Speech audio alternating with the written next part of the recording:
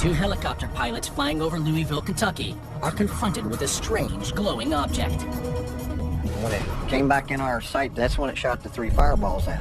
I think we really thought at the time that this was something shooting at. The Brazilian Air Force investigates an Amazonian town that has been terrorized by a series of bizarre attacks. They were dealing with something not from the sky. And a young man driving along a dark and lonely Australian road dies in a mysterious car crash. As police investigate the death, another driver comes forward, claiming the crash could have been caused by a UFO. Seeing his eyes, that man had experienced something truly unknown. Does anyone know what these phenomena are?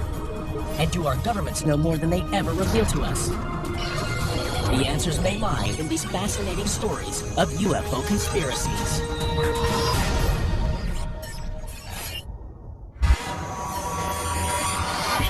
Louisville, Kentucky, February 27th, 1993. A police helicopter is on routine night patrol over the city.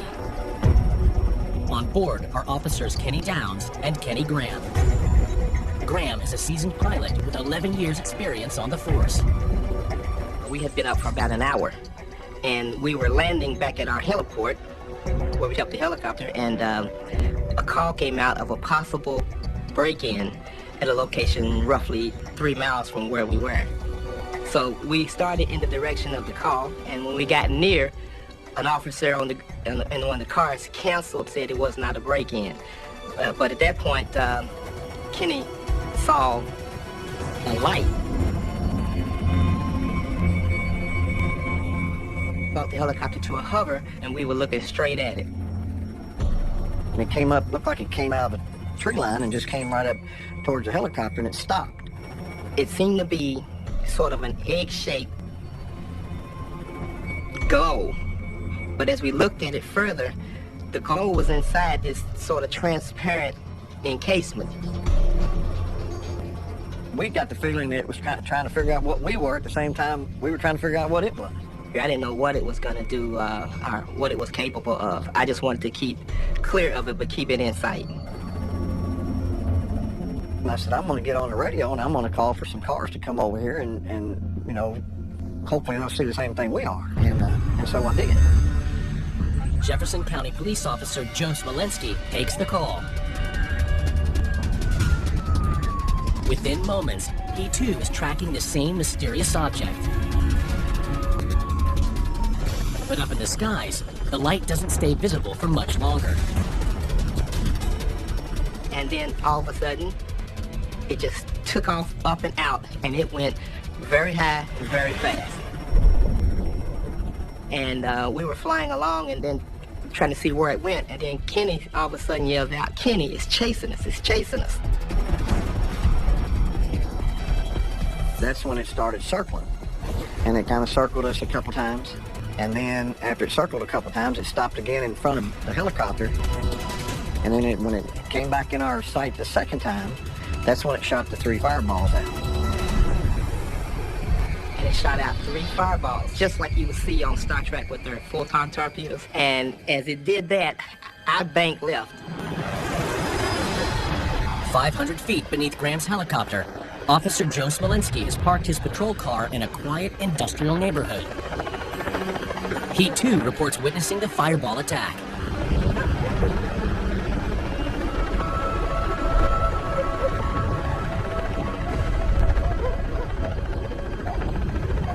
And then when I came back around to see where it was gone.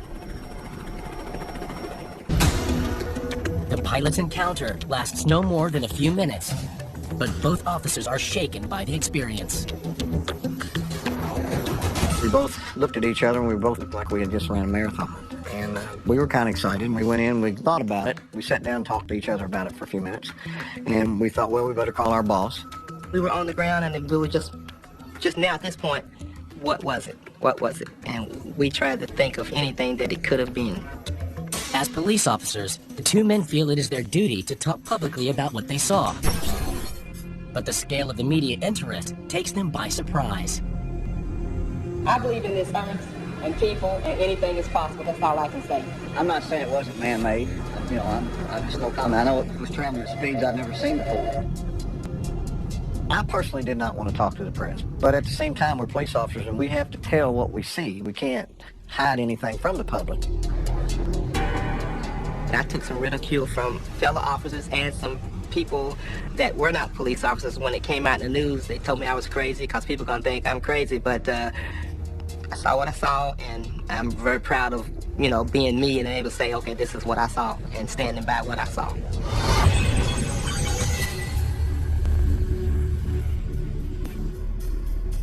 Glenn Rutherford is a journalist working in Louisville at the time of the incident. I didn't know what to make of it at the time, because here were two officers of the law, experienced aviators, who make some of the best witnesses in the world when it comes to things like this. Glenn believes the sighting is all the more significant because of the men's esteemed position within the community. I know them through friends in the police department, and they were all very highly thought of, so they wouldn't make something like this up. The two pilots are keen to know if their sighting could be confirmed by anyone else. Shortly after landing, they contact the air traffic control tower at the nearby airport. We contacted Louisville International and asked the traffic controllers if they had spotted anything on their radar, and they said no, but they were wondering why we were flying in circles like we were flying. With 3 reliable witnesses to the object, but no signal on radar, the mystery seems destined to go unexplained, until a local couple approached the press with an extraordinary claim. This gentleman comes forward and says, here's what I did. And I wondered, why are they flying around it? 2 police helicopter pilots have a strange encounter with a glowing object in the night sky. The media coverage generated by their sighting produces a compelling rational explanation. Shortly after the event, a local couple approached the press, claiming they were responsible for the floating object in the sky. A couple had come forward to say, you know, what was really shooting at you was, in fact, this hot air balloon that we made out of a laundry bag and cardboard and birthday cake candles. Ready? Let go. This video shows how a similar homemade balloon rises quickly when filled with the hot air from a small flame. This gentleman comes forward and says, here's what I did. I made this, I saw the helicopter, and I wondered, why are they flying around it? Well, I think that was someone just trying to get his 15 minutes of fame. We were up there, we saw this object, there was no wood in it, we were close enough to see. A balloon would have floated. That traveled at least a mile and a half away, and it was going too fast. A balloon couldn't have done that. Commercial helicopter pilot David Higgins disagrees. He believes that the airflow produced by helicopter rotor blades is capable of forcing lightweight objects around the sky at high speeds. In and around the helicopter, there is a lot of disturbed air. So if something like a Chinese lantern or a helium balloon, child's helium balloon, entered that area of disturbed air, they would move erratically. Higgins also believes that the balloon theory could explain the object's absence from radar. Air traffic controlled radar does have its limitations. So if an object is very small and very slow moving, it may not be detected on radar. So I wouldn't be surprised as a pilot if a balloon doesn't produce a radar return.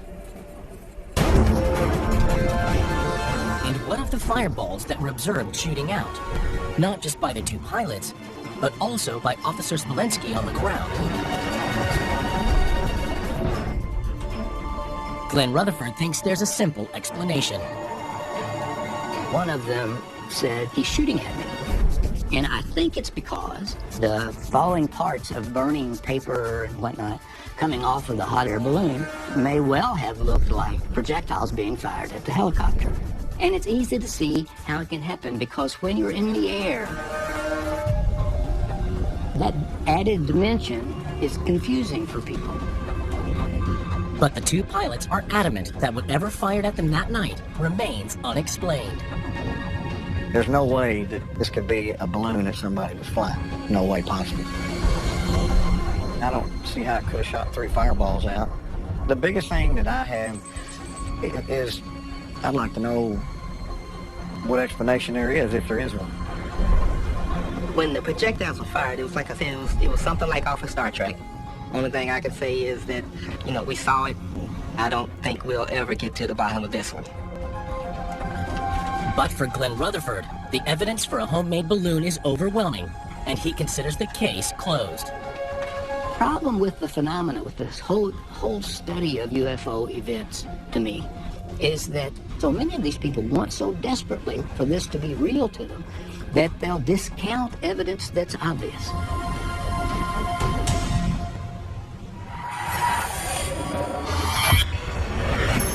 Flores, Brazil, July 1977. It's a warm evening in this small fishing town on the fringes of the Amazon rainforest. Local resident Carmen Vale is getting ready to go to sleep. Now 82 years old, she vividly recalls the events of that night. I was dozing, not completely sleeping, but not completely awake. And it was probably about 11 at night. Suddenly, I was disturbed by something above me. It was a light. It landed on my arm. Then, I was numb, unable to move. Carmen claims to feel a searing light piercing her arm. When it finally let go of me, I started rubbing my arm. It was agony. And then the next morning, I didn't want to get out of bed. When I woke up, it was already 11. I felt so weak. Because of her weakness, Carmen is unable to work for a month following the incident. And the strangest thing of all, she's not alone. Throughout the summer of 1977, dozens of glowing lights are seen darting around the skies over this stretch of coastline. And they're even observed at sea. Local fisherman Rodrigo Arana de Oliveira had his own strange encounter. That same year, he's fishing the Colares coastline with his 15-year-old brother. It's late at night when they spot a small object high in the sky above.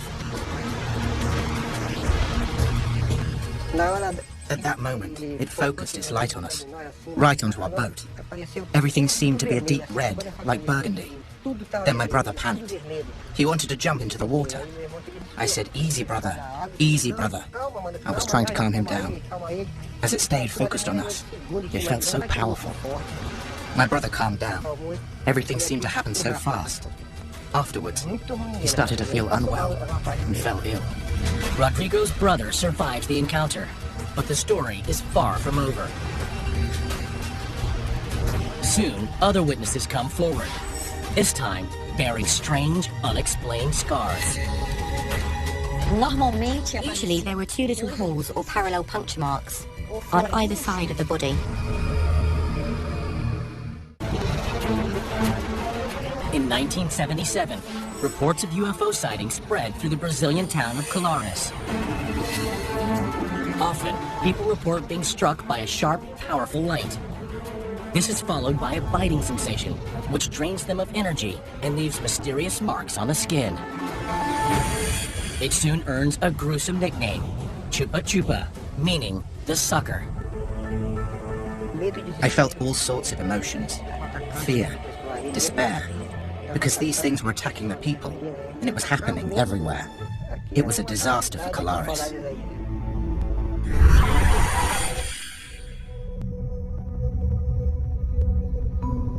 Carlos Mendez is a journalist who at the time is working in Belém, the state capital, 40 miles south of Colares.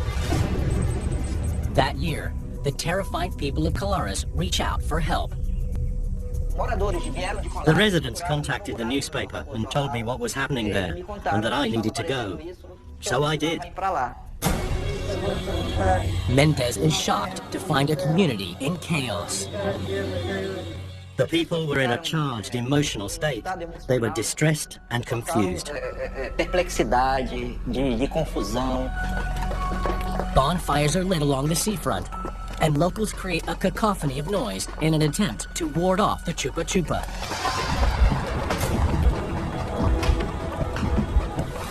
But the UFO sightings continue. They would explain how the lights came from the sky and would direct their beams on them and would make them dizzy. So what exactly are they seeing? And is there anything to explain their violent physical reactions?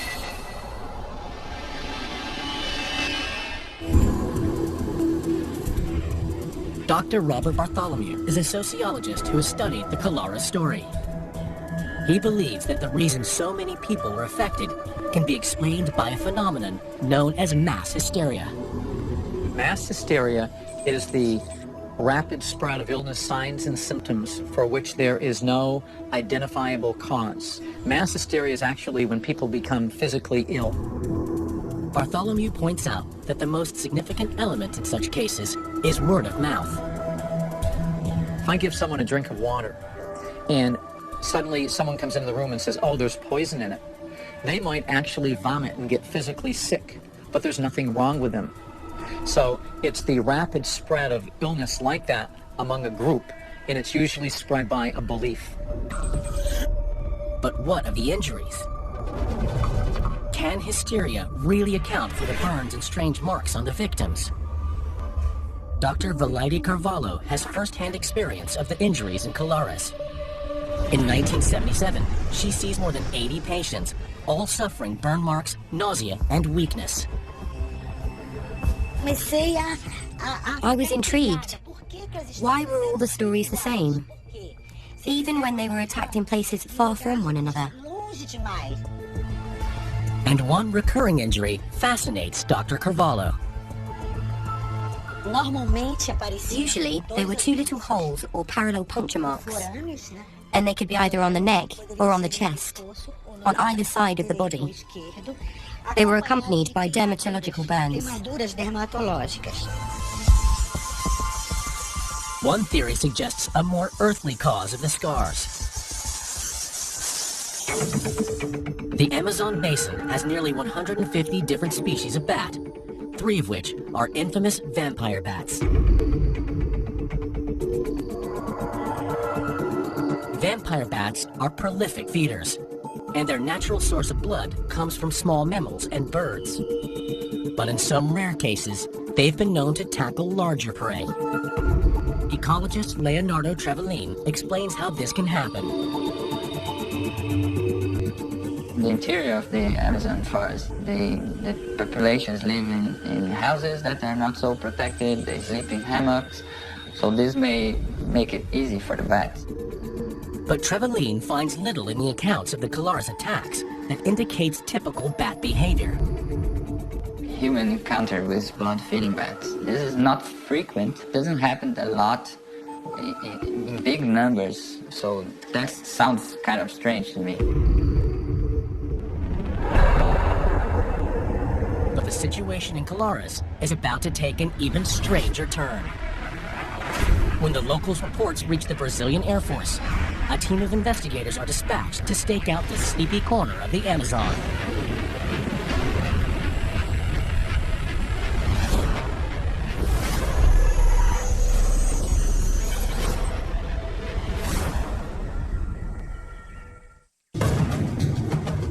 Colares, Brazil, 1977. Locals claim that this small fishing community is being terrorized by beams of light shooting down at them from UFOs. Dozens of residents are admitted to the hospital complaining of weakness and bearing strange, unexplained marks. In October 1977, the Brazilian Air Force sent in a team of investigators. But in a bizarre twist, that month, a doctor treating the patient's injuries has an encounter of her own. On October 16th, Dr. Valaide Carvalho is returning home from work with a colleague who suddenly becomes weak and faints. At that moment, Dr. Carvalho claims to witness a cylindrical metallic object barely 40 feet off the ground.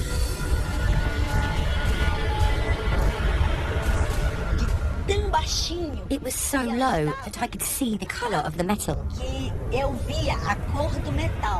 And to this day, I can't say which metal it was, but it was extremely shiny. Unlike other sightings, there is no powerful beam of light. But Carvalho reports to observe the UFO performing wide, circular maneuvers overhead before disappearing into the distance.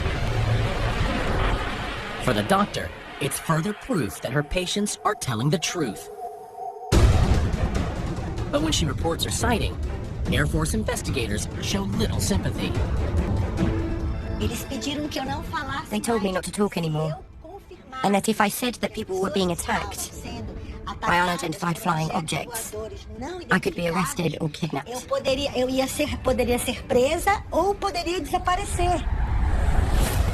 It soon becomes clear to residents that the Air Force is taking a keen interest in the reports. For several months, they camp out in the town to carry out surveillance of the skies. The question is, what's keeping them occupied for so long?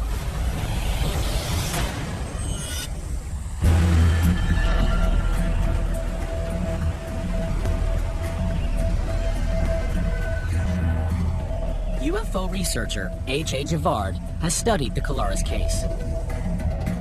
A case the Air Force investigators call Operation Saucer. This case was investigated by a large structure of men from the Brazilian Air Force in an official duty. It means it is the largest military operation that we know in the world that was put together to investigate, to do something about the UFO phenomenon.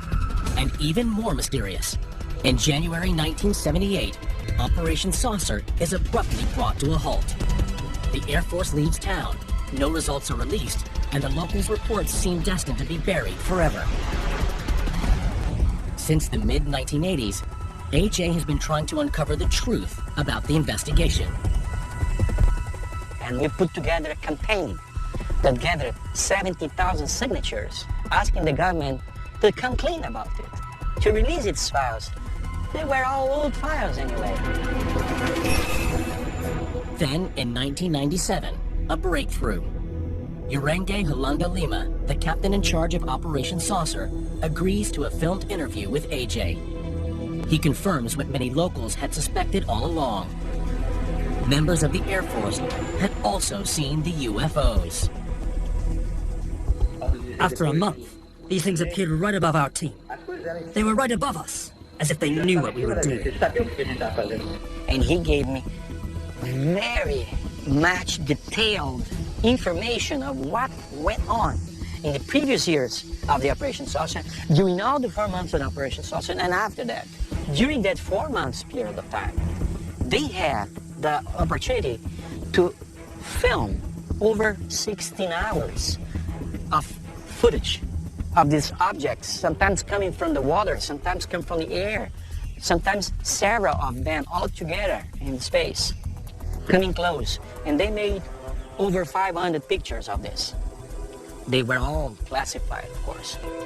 The captain dies just 2 months after giving the interview, but it's a major turning point in the quest for information. The Brazilian government finally relent and release the files. 300 pages of official documentation on Operation Saucer, including drawings, witness statements, and most revealing of all, detailed military observations. The behavior of the phenomena, the maneuvers of the phenomena, the way they would come so close to the people, to the military, and attacking the people, but not the military, while the Operation Saucer lasted. All together, all put together, gave to those men and to their commander in Belém the solid idea that they were dealing with something not from this earth. But the files come to no solid conclusions about what the objects might have been.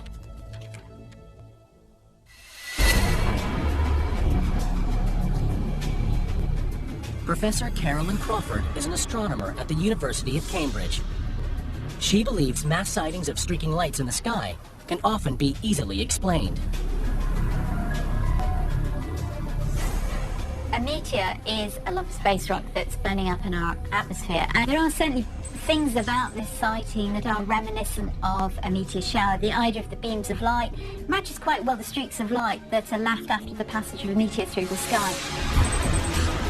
And according to Professor Crawford, the untrained eye can play subtle tricks on the mind of the observer. If you have an isolated bright light in the sky at night, especially if you don't know what it is, it's very difficult to judge distances because you don't know how big it should be, you don't know how bright it should be. You may be assumed just because it's bright it's much nearer than it actually is, or if it's faint that it's actually further away than it really is. And without that sort of comparison, it's very easy for the brain to be fooled into misestimating distances to objects. Is it possible a combination of a meteor shower and collective hysteria led to the mass sightings in Colares? In the 1960s and 70s, Brazil was under the rule of a military dictatorship. Paranoia and fear gripped the nation, and many regions suffered poverty.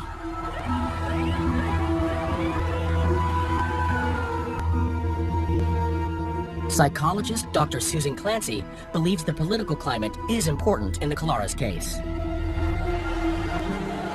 So what we do know about mass hysteria is it is most likely to occur during times of socioeconomic decline or change.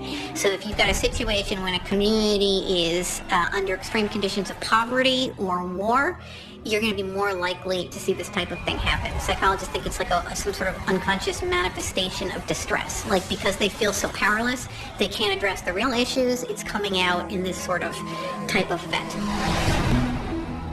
Clancy believes that hysteria can escalate even further when respected members of the community are affected. The more people that claim they saw it, the more impetus that gives for other people to think they saw it too. And then all you need is somebody with authority. Somebody who's a respectable member of society or a person that everybody trusts saying this is what happens. And then you sort of start seeing this mass panic.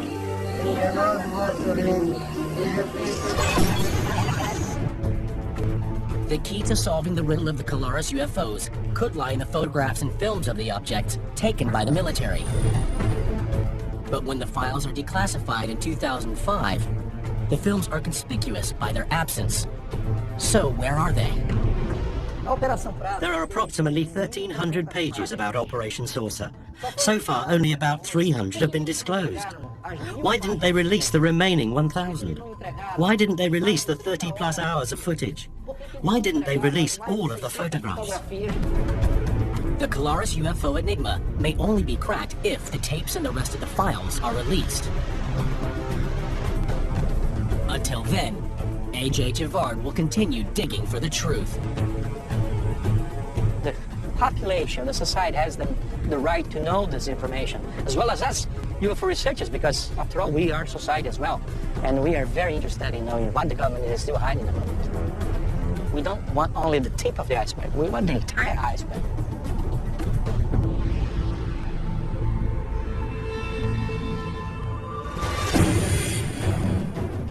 In 1966, a young driver dies in a mysterious car crash on a straight and empty road. But one possible explanation given for his death is shocking. You could see in his eyes that that man had experienced something truly unknown.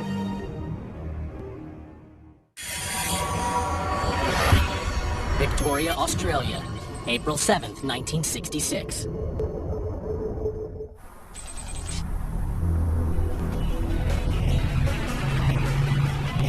On a clear night, 19-year-old Gary Taylor is on a long-distance journey from Melbourne to visit relatives in the north of the state.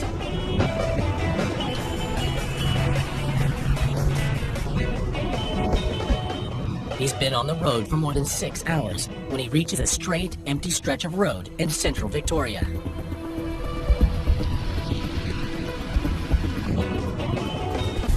UFO investigator Ben Hurl has studied Gary's story. He's driving along the Wimmera Highway by himself, and he's approaching an area called Burke's Flat. As he's approached that area, His car has gotten into a skid, and he skidded for about 70 feet. For some reason, Gary suddenly loses control of his vehicle. He veers off the road and slams into a tree. And Gary was ejected from the car and landed on the side of the road. And about half an hour later, the police arrive and the ambulance arrive, and basically Gary's body is taken to the St Arnaud Hospital, where he is pronounced dead. At first light, police begin a road traffic accident investigation. The puzzle is, what caused Gary to lose control? The highway is dry, and there are no sharp bends to explain what happened. The report reveals that the 70-foot-long tire marks enable police to calculate the car's speed as it swerves off the road. When he actually hit the tree, he was travelling at 70 miles an hour. And 70 miles an hour in a Mark 1 Zephyr is just about got it wound out to the clock. Did something spook Gary on that empty road to make him brake so suddenly?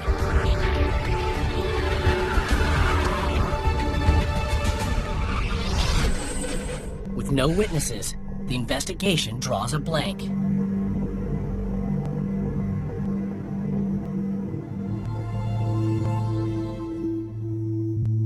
Gary's death might have been consigned to the road traffic accident records, were it not for an extraordinary twist to the story. It comes from 39-year-old Victoria resident Ron Sullivan. When the newspaper article appeared, and it said that Gary Taylor had been killed at Burke's flat, Ron felt a civic duty to come forward and go to the Maryborough police and mention the fact that he'd had a really strange encounter in that same area. 8 p.m., April 4th, 1966. It's just 3 days before Gary's accident, and Ron Sullivan is driving across Burke's flat.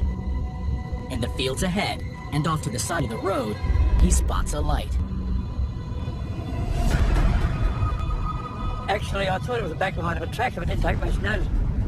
As I got close to it, it flared out on the ground, and then the bottom come up, and it's like a tube, a vertical cone.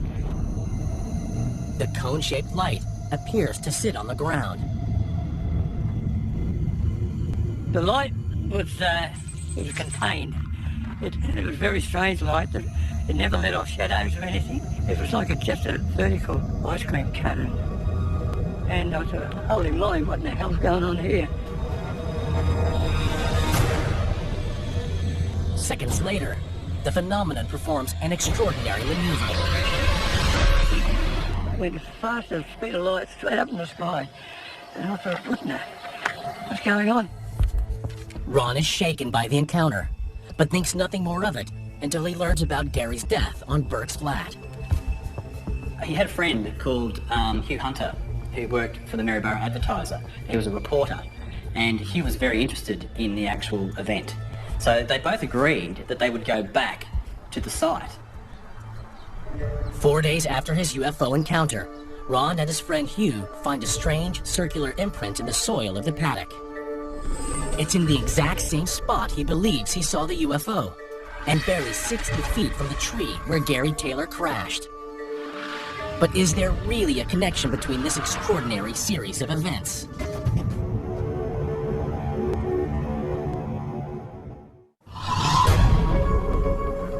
Australia, 1966. In search of a story, newspapers are quick to connect the mystery hole in the ground, Ron's UFO sighting, and the death of Gary Taylor. But what could possibly link a light in the sky and a crater on the ground?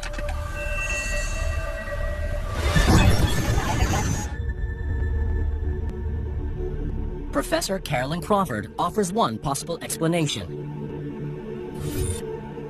There certainly are aspects that are very familiar to the idea of meteors or even fireballs shooting through the sky. The idea of the colours, the bright lights, the motion, even potentially an impact site in the ground.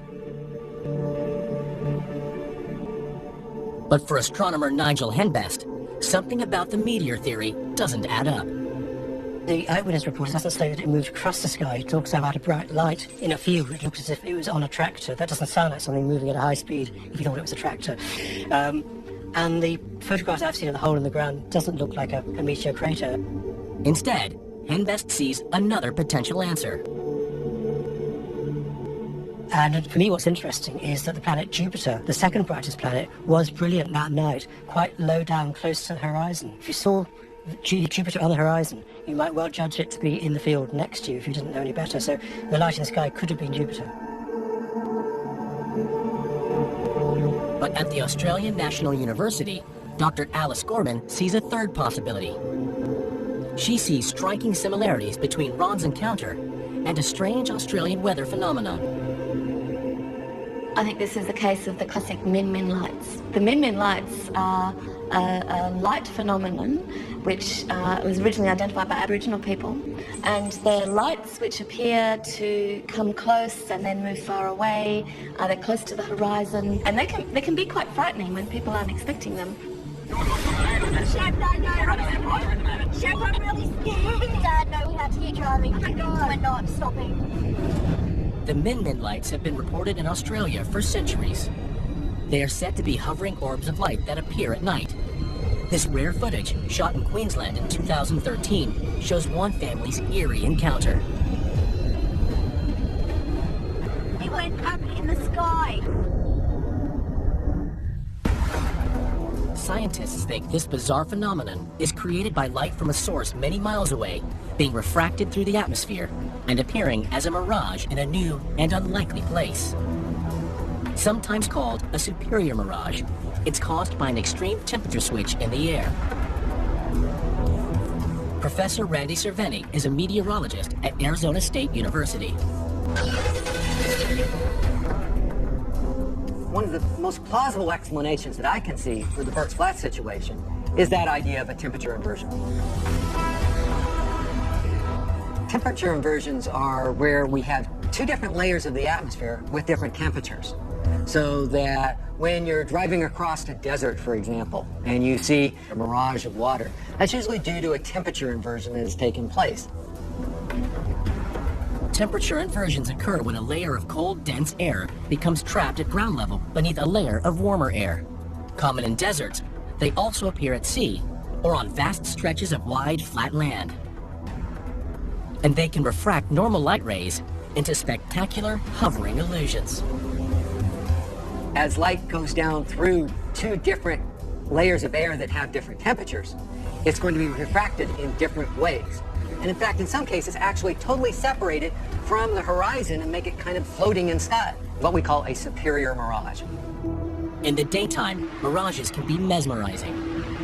But at night, the effect can be shocking. Chef, I'm really scared. Dad, no, we have to keep driving. We're not stopping. Whether Gary Taylor was spooked by min-min lights or any other phenomenon that night remains a mystery.